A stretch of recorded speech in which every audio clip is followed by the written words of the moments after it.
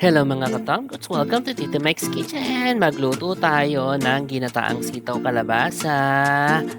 The Tipid Edition. This, Tcha! Tito Mike. So, alam nyo ba, nag-crave ako ng ginatang sitaw, kalabasa. Tapos, mag-practical cooking tayo, ha?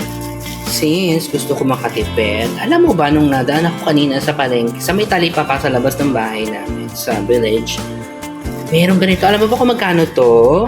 This is only 10 pesos. Grabe. 10 pesos. Tapos meron ka ng ganito, tapos sitaw. Diba? Pwede na.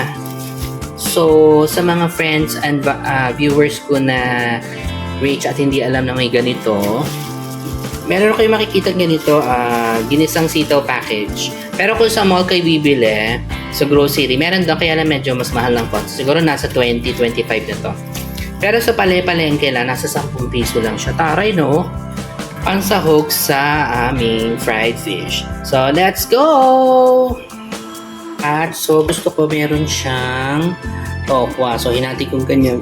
Tapos, ayan. Pipirito natin siya. Okay?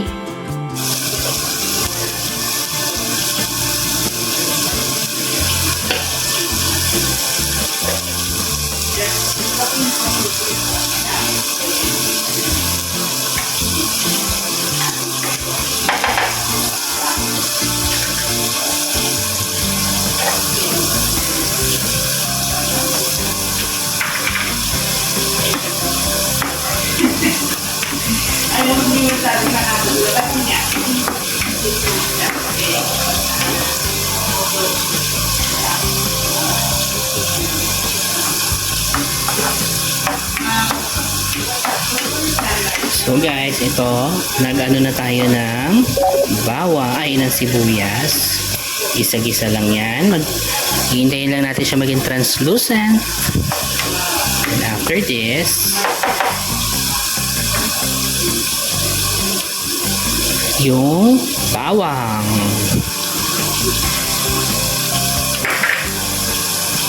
So, natitinig niya ba? Nagpipirita ako sa kabilang mantika, sa kabilang kala ng ating isda.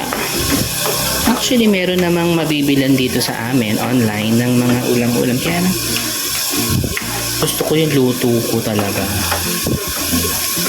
Saka medyo mahal din kasi. Yung isang order nila is nasa 65. Tapos ang konti-konti. Anyways. After that, yung baboy. Konti lang yan. Pansahog lang naman. Yan. Sangkot sa. Yan.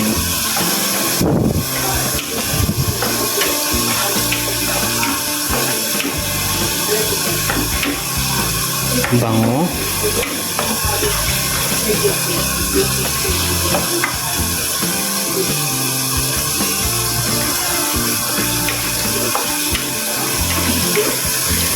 Yung kanina nabili ko, grabe, 10 pesos. Pero may 10 pesos pala sa mga panahon na ngayon. Pero yung sa mga talipapa, hanap lang kayo.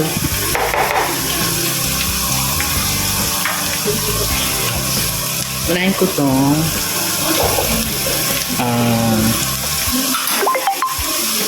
kalabasa kasi masyadong matigas to. Matagal lumambot yan.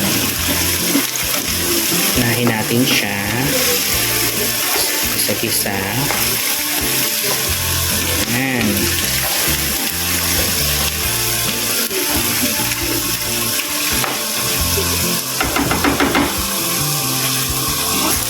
Ako guys, gusto ko naglalagay ng bagoong. No?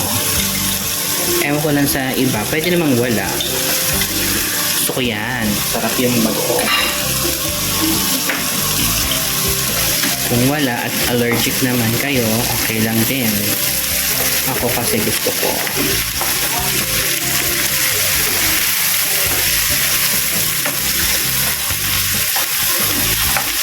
Ayan.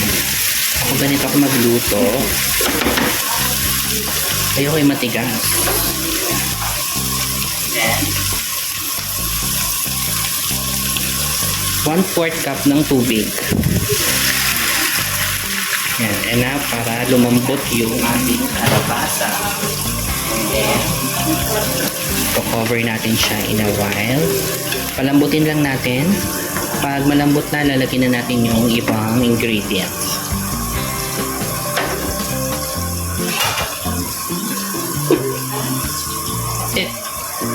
So yan guys, I think nakaka 4 minutes na to. Ayan, malapit na lumambot yung ating ilagay na rin natin yung sitaw.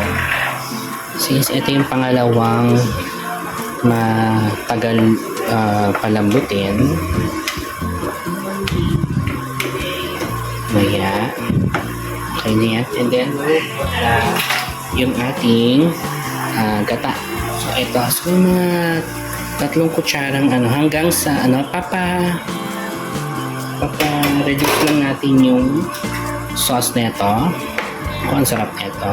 And we will put na the hipon. Mamaya perfect yung pagkakaluto niya.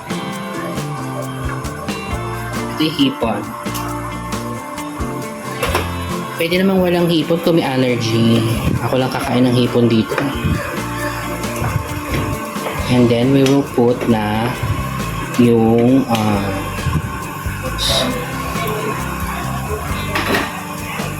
some pepper. Yan. Yan natin. Here. Of course, some water. Siguro mga another 1/4. Yan. Diba oh? Looks promising. Good for 2 to 3 lang tong niluto ko na to. As usual, practical cooking and for small family lang to. I-double nyo lang naman kung marami talaga kayo at gusto nyo gayaan yung ginagawa ko. Diba? Kuloy na natin. But before that, lagyan na natin ang magic 1, 2, 3. 3 gachi and 2 asin, and that's it. Pakuluin lang natin hanggang sa maging malambot yung ating mga gulay. Yan.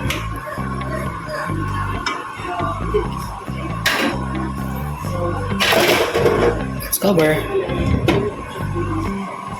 Mga 10 minutes, 12 minutes. Yan, oh. Okay na to. Lagyan lang natin yung pirito to. And then, ipe-plate na natin siya. O, diba? Para crunchy. Kung gusto niyo mas crunchy pa yung toka, mas bongga yan. And that's it! Our ginataang sitaw kalabasa. Bongga! Nag-plate na tayo. Ito na nga, oh. Grabe, oh. Wow! Ginataang sitaw kalabasa. O, diba? Healthy, healthyhan. Charan!